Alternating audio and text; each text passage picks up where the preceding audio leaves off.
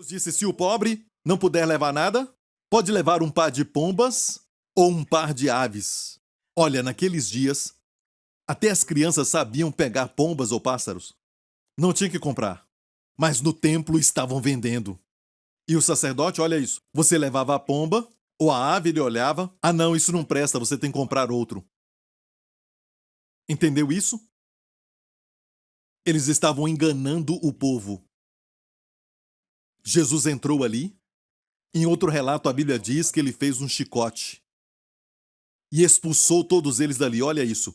Um só homem expulsando essas pessoas que eram cambistas, não importa se eram judeus, chinês, brasileiro, americano, e poder separá-los do dinheiro?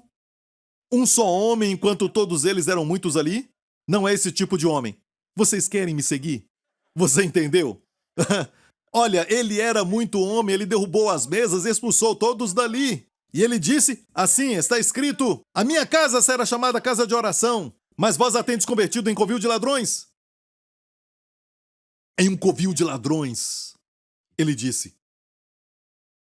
Escute, algumas pessoas têm um conceito errado e dizem: não pode vender nada na igreja. Olha, se você é contra capitalismo em vender, devemos dar as coisas.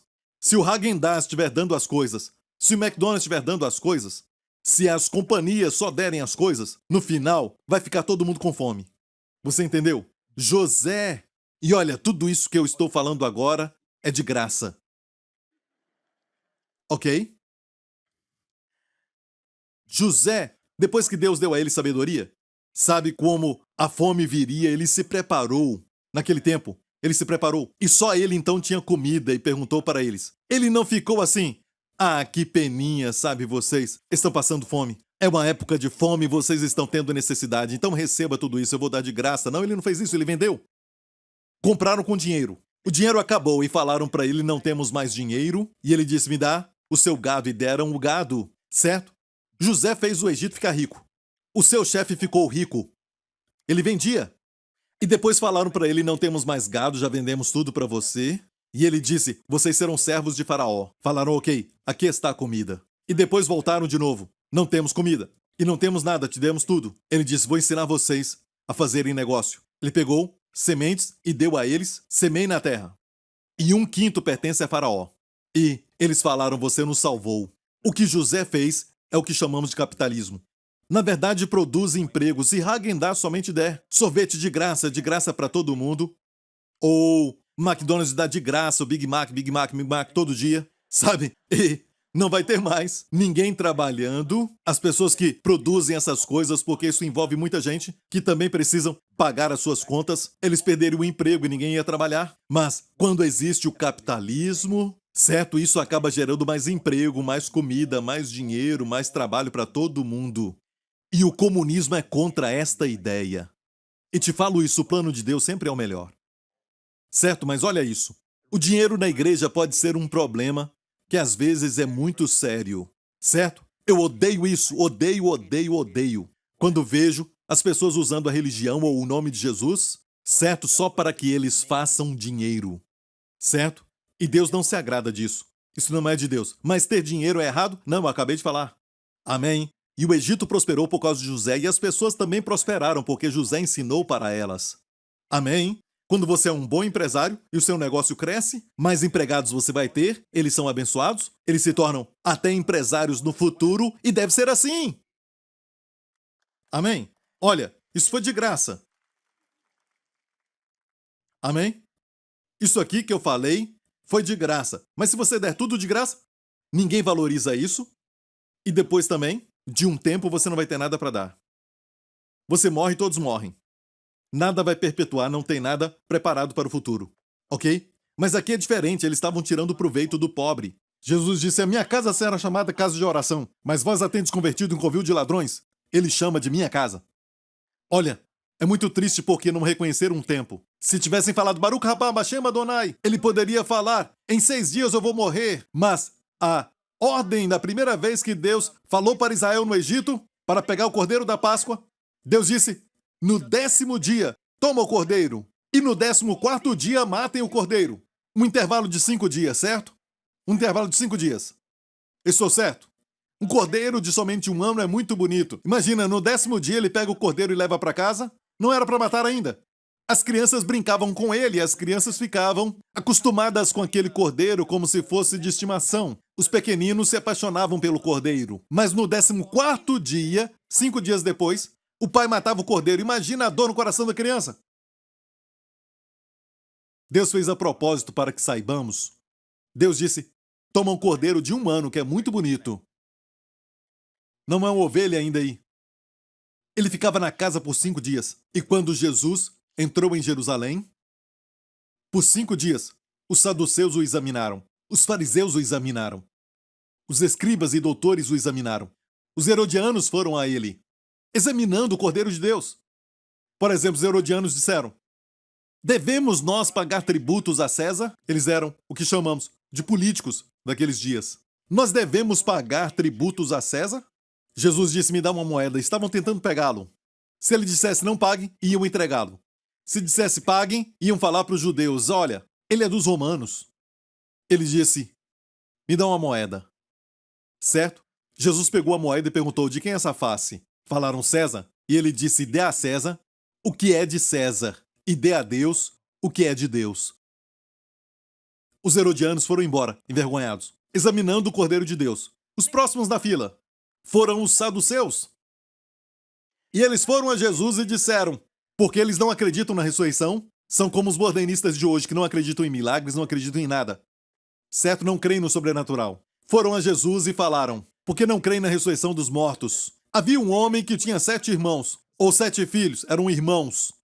E um deles casou. E morreu. Certo? E o outro irmão casou com aquela mulher e também morreu. Então o outro casou com a mesma mulher e também morreu. Essa mulher é má sorte. Então era uma história muito mal contada. Quantas pessoas falam com você, te desafiando, sempre contam uma história mal contada, certo? E testaram a Jesus no fato da ressurreição. E disseram, todos eles casaram com ela. E morreram. Disseram, no céu, de quem ela será esposa? E Jesus disse, errais não conhecendo o poder de Deus nem as Escrituras. No céu não se casam. E continuou. Ele disse que no céu não se casam e não se dão em casamento. Ok, antes de você entrar em pânico, olha, confia em mim, a alegria do céu é muito mais completa que nem podemos imaginar ou entender. Não se esqueça, tudo que nós temos hoje, que somos hoje, até a comida que comemos, é dada por Deus. Deus não vai tirar algo bom para dar algo ruim. Ele tira algo bom para dar algo melhor. Saiba disso. Então Jesus respondeu a pergunta, os saduceus se foram, envergonhados, porque viram que há uma ressurreição, no final de tudo, e depois os fariseus vieram, e os fariseus falaram, agora nós pegamos. Os herodianos só fazem barulhos, e os saduceus, e eles criam na ressurreição, eles criam em milagres, e quando foram a Jesus, não o aceitaram, e falaram assim para ele, olha, sabe, vamos ler isso rapidamente, vamos terminar. Estando reunidos os fariseus, interrogou Jesus. Eles foram a Jesus, primeiramente, e falaram a ele, qual o maior dos mandamentos? E você já sabe que Jesus falou que é amar o Senhor acima de todas as coisas com toda a alma, e eles ficaram maravilhados com isso. Era a resposta certa. Eles iam saindo e Jesus disse, espera, é minha vez. O cordeiro foi examinado e Jesus disse, que pensais vós do Cristo, o Messias? De quem é filho? Eles disseram, de Davi. Jesus disse-lhes ele, como é então, Jesus perguntou aos fariseus, que Davi em espírito lhe chama Senhor, dizendo, disse o Senhor ao meu Senhor, assenta-te à minha direita até que eu ponha os teus inimigos por escabelos dos teus pés. Ele está citando o Salmo 110, quando Davi profeticamente disse, o Senhor disse ao meu Senhor, e no português não dá para entender, mas eu vou falar no hebraico, o Yahvé, o Senhor, disse ao meu Adoni, meu Senhor, um Senhor pequeno, como o Senhor sabe sim, meu Senhor, mas Yahvé é o grande Senhor. Yahvé disse ao meu Senhor, assenta-te à minha direita, até que eu ponha os teus inimigos por escabelo dos teus pés. Se Davi, pois, lhe chama, Davi chamou Jesus Adoni, meu Senhor, como é seu filho? Eles queriam fazer Jesus menor do que Davi. E ninguém podia responder-lhe uma palavra nem desde aquele dia. Ousou mais alguém interrogá-lo. O cordeiro foi examinado. No templo, o examinaram em todos os pontos. E descobriram no final que não havia mancha. Mas ele fez algo. Vamos ver o relato de Mateus depois que ele limpou o templo.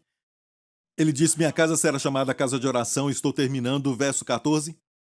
E foram ter com ele no templo cegos e coxos. Depois que ele limpou o templo, sabe por que ele o limpou? Para que o pobre, o cego e o coxo pudessem ir. E ele os curou. Olha, eu te digo isso assim como as pessoas o estavam adorando e ele não se importou com isso. Assim também, quando estava irado, e você pode se irar, porque quando iramos, é por causa de razões pessoais, mas Deus se ira por causa do amor. A sua ira não é egoísta, mas nós nos iramos por quê? Porque fulano tem isso e não eu. Quando temos ciúme é por nossa causa, mas quando Deus tem ciúme é por você. Você está sendo seduzido, você está sendo enganado e traído. Você entendeu? Mas alguns dizem: não podemos ficar irados, está errado. A Bíblia diz que nós devemos sim irarmos. Quando vemos injustiça, nos iramos. Mas a Bíblia continua dizendo: na ira você não deve pecar. Precisamos de líderes que se iram com a injustiça. Amém? Ok? Mas na sua ira, depois que ele limpou o templo, é incrível a beleza de Jesus e ele é totalmente amável. Depois que expulsou os cambistas, ele, com o chicote nas mãos, cegos e coxos vieram. Foi alguém que os levou ali. Ele se livrou do chicote e os curou. Olha, se eu estiver irado e você falar assim: pastor, ora por mim. Talvez amanhã, hoje eu não consigo. Pede o pastor Lawrence para orar. Nada vai fluir hoje, nada. A culpa é deles lá. Tinha que ter vindo antes, quando eu estava mais calmo. Eu estava orando e depois vieram aquelas pessoas ali. E me deixaram irado. Quando eu fico irado e o meu filho vem e diz: pode orar por mim porque eu preciso fazer um teste amanhã, pede a sua mãe para orar. Porque eu não estou calmo. Jesus é incrível, se livrou do chicote e o cego veio. Ele abriu seus olhos. Ele os curou. Deixe-me falar algo rapidamente, certo? Que 1000 anos antes disso, Davi tomou Jerusalém. Os jebusitas habitavam em Jerusalém e zombaram de Davi. Davi, você não vai conseguir tomar a cidade. Os nossos coxos e cegos vão te matar. Os nossos cegos e coxos vão te parar. Vamos ler isso rapidamente. E partiu o rei com seus homens a Jerusalém contra os jebuseus, que habitavam naquela terra, e falaram a Davi, dizendo: não entrarás aqui, pois os cegos e os coxos te repelirão. Porém, Davi tomou a fortaleza de Sião. Davi venceu, certo? Mas ele tinha algo no seu coração. Davi ficou amargo contra os cegos e os coxos, por causa daquilo que falaram contra ele. Os cegos e os coxos te repelirão. Veja isso. Porque Davi disse naquele dia: qualquer que ferir aos jebuseus, e olha, isso ainda está lá, ok? Quando for a Israel, peça para o guia te levar até esse canal por onde Joabe subiu. Ainda está lá. Descobriram isso, certo? Porque Davi disse naquele dia: qualquer que ferir aos jebuseus, suba ao canal, e eles fizeram isso para ferir os jebuseus e fira aos coxos e aos cegos, a quem a alma de Davi odeia. Por isso se diz: nem cego nem coxo entrará nesta casa. E Joabe foi o primeiro a subir e se tornou capitão. Mas olha bem isso: os cegos e os coxos, a quem a alma de Davi odeia. Davi odiava os cegos e os coxos, com uma exceção: Mefibosete. Porque Mefibosete era filho de Jonatas, seu melhor amigo. E tinha uma aliança, então. Isso é para uma outra mensagem, sobre a graça. E como Davi levou Mefibosete, que era coxo, para sempre comer na sua mesa. Mas, quando comparamos Davi e o grande filho de Davi, Jesus sempre é melhor. Jesus curou os cegos e coxos. E se você puder ver isso, pense bem nisso. Somos todos cegos. Antes de conhecer Jesus, éramos coxos. Cego porque não conhecíamos Jesus. Sabe? Eu não creio que tem lua, eu não creio que tem estrelas, eu não acredito que tem esse negócio de estrelas. Se você crê ou não crê, não muda o fato de que as estrelas brilham, certo? Porque você é cego. Se alguém não viesse até nós e ter misericórdia de nós, ficaríamos perdidos para sempre. Imagina ficar cego por um dia. Não abra os olhos. Vai perder a novela. Certo? Imagina. Não dá nem para imaginar o sofrimento. E o coxo? Não dá nem para ir onde Jesus estava. Ah, eu fui até o altar e aceitei a Jesus como se fizéssemos alguma coisa. Deixa-me falar isso. Se Deus não te atraísse, você não teria chegado aqui. Se Deus não tivesse aberto os seus olhos, você não estaria aqui na igreja. Eu vim para te checar, pastor Prince, para ver se você é um líder de uma heresia. E depois eu fui salvo. Até esse pensamento de me checar foi Deus quem te deu por sua misericórdia, porque assim ele te atraiu. Ele faz com que a ira do homem o adore. Amém? E, se os nossos olhos não forem abertos, não podemos andar até ele. Igreja, somos salvos pela graça. Nós vemos porque ele nos curou, senão não veríamos. E olhamos para outras pessoas e os criticamos. Por que criticamos pecadores que estão agindo como pecadores? Por que você critica um bêbado? Porque um bêbado age como bêbado pelo simples fato de que ele é um bêbado.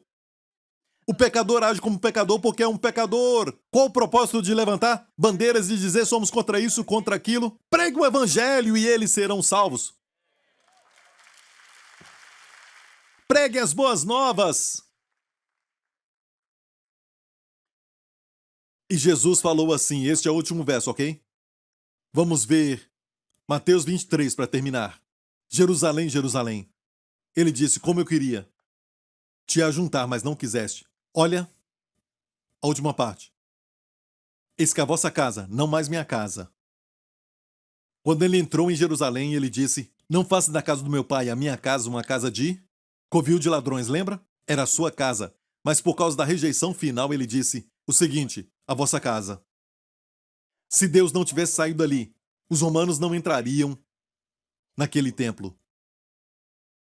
Você entendeu? Não era mais a casa de Deus. A vossa casa vai ficar-vos deserta. Porque eu vos digo que desde agora me não vereis mais. Até que diga bendito que vem em nome do Senhor, que está no Salmo 108. Ou seja, um dia Israel vai estar debaixo de tanta pressão e vão gritar Baruch Rabá, Bashem Adonai, vão ver Jesus e vão fazer essa oração. E então verão a sua face. Desde aquele dia até agora, não viram a sua face. Entendeu? Quero te contar uma história. No ano passado, eu tive um segurança que me acompanhava por causa da perseguição de alguns. E eu percebi, e você estava comigo? Ano passado, Gabriel, sim, pastor Lawrence e outros pastores. Nós tínhamos um segurança e esse cara estava muito deprimido, muito deprimido. Muito quieto, deprimido, com um olhar triste. Então, dava para ver que ele estava muito deprimido. E eu comecei a falar com ele nos primeiros dias. Só sim não, essa conversa. Não era casado, vivia sozinho, longe do pai, da mãe, longe de todo mundo. Mas ele me acompanhava e escutava. E porque ele escutava enquanto eu pregava, em vez da palavra cruz, eu usava a palavra slave, que é hebraico para cruz. Eu usava alguns termos em hebraico para que ele pudesse escutar quando eu pregava para os pastores. E por onde eu ia, ele ficava escutando. E olhei para ele. Alguns dias depois, as trevas se foram. E dava para ver mais luz brilhando. Finalmente estávamos perto do Rio Jordão, lembra? No Rio Jordão eu estava falando com os pastores e ele levantou a sua mão. O nosso segurança, ele disse, posso falar algo? Eu disse sim. Ele disse, quero falar algo. Eu sou um comandante de uma divisão do exército de Israel que guarda a fronteira com a Síria, com o Líbano. Ele era um comandante e ele disse que em 2006 aconteceu um evento. Em 2006 o Hezbollah lançou mísseis para Israel. No lado de Israel da fronteira e havia uma caminhonete que estava passando, o míssil atingiu a caminhonete e matou. Aquilo explodiu e 3 soldados morreram. 3 soldados judeus. Não só isso, mas entraram em Israel, pegaram 2 soldados cativos e levaram para o outro lado. E isso foi o que começou a Segunda Guerra do Líbano, que durou alguns anos, até 2008. Ele disse, eu era o comandante daqueles jovens. Ele disse, eu não me perdoo por isso. Quando eu fui ao funeral, e ainda conheci os pais dos que foram sequestrados, eu só chorei, chorei, chorei. Ele se isolou de todo mundo e não podia mais ser um comandante. Se tornou suicida, sabe? E se isolou vivendo longe de todo mundo. E a única forma dele viver era somente oferecer o seu trabalho como segurança. E ele disse que nestas semanas que estou te seguindo e te ouvindo, ele falou isso, foi como um grande peso que saiu dos meus ombros. E você sabia que em 2008, Hezbollah pediu para que Israel soltasse 1.000 prisioneiros que eram deles, por aqueles 2 soldados. E Israel deu para eles aqueles 1.000 homens, imagina a diferença, 1.000 prisioneiros, e devolveram 2 soldados mortos. Os 2 morreram. Agora imagina o que Rafi, meu amigo, passou. Mas ele disse que o evangelho da graça o libertou. Amém? Meu amigo, devia ver sua face depois. Nós choramos, ele chorou, todos choraram, sabe? E ele disse, a minha vida foi transformada. Jesus mudou a minha vida. E neste ano ele também vai ser meu segurança. E você deve vê-lo. Olha, você nem pode chegar perto de mim, porque ele vai te jogar no chão. E eu disse, Rafi, relaxa, é o pastor Lawrence, ok? Sabe? Agora ele é assim, ele me ama tanto. E ele está sempre comigo. E neste ano tinha mais segurança. Eles enviaram um rapaz chamado Adão, que é um jovem. E no ano passado, Rafi foi salvo. E depois disso teve um outro que também andou conosco, porque o Rafi foi para um outro lugar nos últimos dias. Eu preguei para esse cara, o nome dele é Golan, ele usa óculos escuros, você vai ver foto dele. E ele também foi salvo. Certo? Isso é incrível. E neste ano, foi no mês passado, eles enviaram um rapaz, um jovem de boa aparência, certo? Ele se chama Adão. Ele parece uma celebridade, realmente. E ele tem uma pequena cicatriz aqui do lado do rosto. Ele nos contou a história que foi num evento que aconteceu na fronteira com a Turquia e eles carregam armas naquele lugar e tudo mais. E soldados israelitas foram lá, ele é um soldado. Ele foi lá e houve uma luta e então cortaram o seu rosto. Chegou a mostrar os ossos, mas ele continuou lutando. E ele disse que quando o seu rosto foi cortado e estava mostrando os ossos, ele foi para um hospital militar e tinha muita gente ali, com todo tipo de ferimento. Uma enfermeira veio e disse, uau, essa luta foi muito feia, hein? Ele disse, sim, mas tem outros piores do que você. Ele disse, ok. A enfermeira voltou então e disse, ei, olha, esse doutor aqui é um bom médico, mas amanhã tem um cirurgião plástico vindo aqui, ok? Mas você vai ter que ficar a noite toda aqui com este corte. Ele disse, ok, tudo bem, eu vou esperar pelo cirurgião plástico. Isso foi engraçado. Se você olhar para ele, eu não posso mostrar o seu rosto porque ele ainda está trabalhando, certo? Mas vou mostrar essa foto. Eu estou de costas e ele está na frente de roxo, certo? Estávamos orando em Cafarnaum. O da esquerda é o meu guia. Ele foi salvo muitos anos atrás. Golan foi o que foi salvo no ano passado, mas esse rapaz que está aí à direita, este é o comandante que estava deprimido. Se você olhar para ele agora, ele é muito alegre, muito livre, ama Jesus de coração. E ele está escrevendo um livro sobre a sua vida e Jesus, certo? Mas aqui estávamos orando com todos eles, e o que eu estava fazendo era levando-o do meio, certo? Adão para Jesus. E Adão recebeu Jesus em Cafarnaum. Glória a Deus. Olha bem, todos esses judeus agora estão salvos e estão dizendo finalmente, Baruch rabá Bashem Adonai, Senhor Jesus, Tu és o Messias, Tu és o Salvador. Deus está salvando o povo judeu. E aqueles que amam o povo judeu, só o evangelho da graça pode tocar neles. Dizer para eles, certo, para cumprir a lei, mas ser salvo pela graça, uma mistura não vai salvá-los. Eles sabem o que a lei fez. Estão oprimidos, sobrecarregados pela lei. Só o evangelho da graça pode salvá-los. Amém, igreja? Dê a glória a Jesus. Aleluia! Aleluia! E para você, deixe-me falar isso. Por que você diz, bendito que vem em nome do Senhor? Porque você aceitou a Jesus Cristo como Senhor e Salvador? Aná Adonai Roshiana! Aná Adonai Hasliana! Envia agora salvação para sua vida. Envia agora, Pai, prosperidade para eles, em nome do Senhor Jesus. E toda a igreja diga, amém. Fique em pé. Se você aceitar a Cristo, hoje, a salvação começa. Você pode sair daqui deste lugar dizendo, eu não quero, mas amigo, se você confiar no Senhor Jesus Cristo, pelo seu nome você recebe o perdão dos pecados. Ele morreu por você naquela cruz e Deus o ressuscitou dos mortos como um recibo divino, porque ele ressuscitou dos mortos sem os seus pecados. Os seus pecados foram perdoados. Amigo, se você quer Cristo, faça essa oração comigo agora. Amém? Eu não creio por nenhum momento que você está aqui por acidente. Eu creio que Deus te trouxe aqui. Faça essa oração comigo agora. Diga: Pai Celestial, eu creio que Jesus Cristo é o Filho de Deus, que morreu na cruz pelos meus pecados. Porque tu me amas, tu o enviaste para ser meu Salvador, meu Messias, meu Senhor. Jesus Cristo é o Senhor da minha vida. Obrigado, Pai. Os meus pecados foram perdoados. Sou grandemente abençoado. Envia agora para a minha vida e para a minha família salvação em todas as áreas. Envia agora prosperidade em todas as áreas. Em nome de Jesus. Amém. Parabéns, você é salvo. Amém. Salvo, eternamente salvo. Levante as suas mãos neste lugar.